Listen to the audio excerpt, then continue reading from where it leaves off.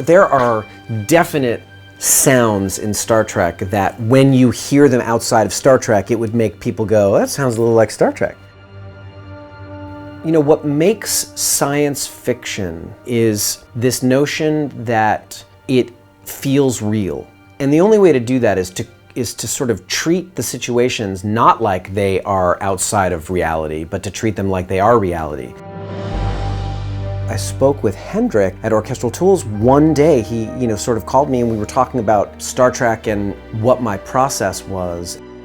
One of the things that was interesting to me about doing a library like this was to be able to create different articulations that you wouldn't normally see in a standard sample library. It wasn't until I actually used it that I thought, oh wow, that's not just really great, that's really great. That sound is the sound of Trek.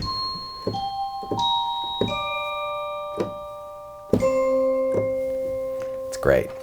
I've been using orchestral tools for a long time.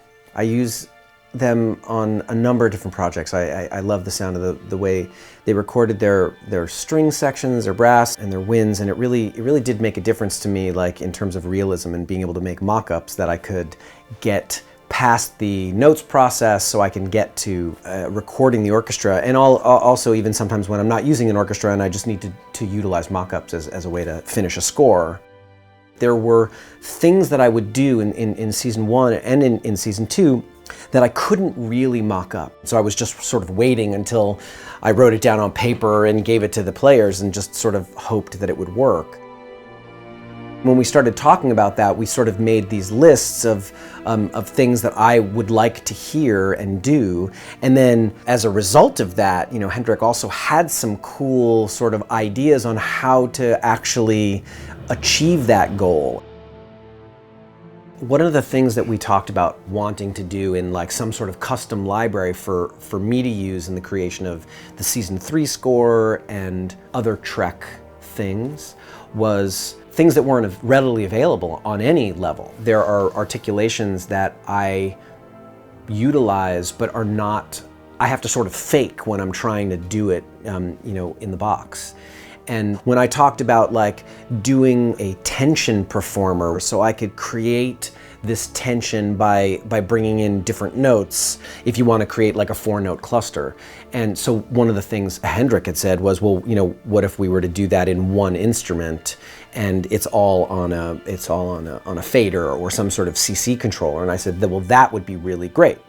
And it wasn't until I actually used it that I thought, oh wow, that's not just really great, that's really great. So you hear one note and then other notes get brought in.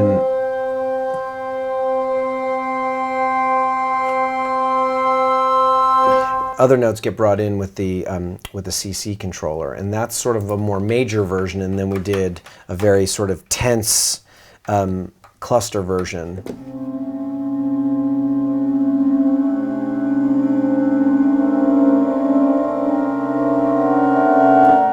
We applied that to a lot of different instruments. Vocals, we applied that to winds, we applied that sort of across the board. Now it's much easier for me to get from point A to point B, and it saved me 8 minutes. So if something saves me 8 minutes because I don't have to, all I have to do is just use a CC controller as opposed to program it on a lot of different tracks, that 8 minutes can turn into 8 hours very quickly if I'm doing that on 10 different episodes on 16 different cues. It's all aggregate. One of the other things I was doing is, I will sometimes layer 2 instruments playing the same part, and it would be just really great if there was just one instrument that did that. And we did that with viola and flute, and we did that with a number of different things. That sort of was signature of what I was doing in season 1 and then even more in season 2 of Discovery.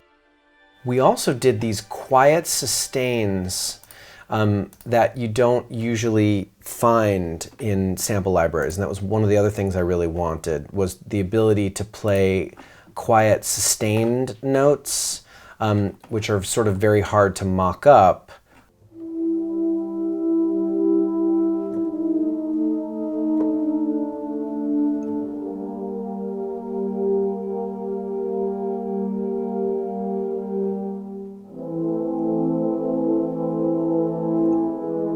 the same for flutes as well. There were a lot of other things too. You know, I tend to use ethnic winds in Star Trek, and there really isn't a playable shakuhachi flute that I have found. So I thought, oh, wouldn't it be great if we found a shakuhachi player and sampled that person to really make something playable.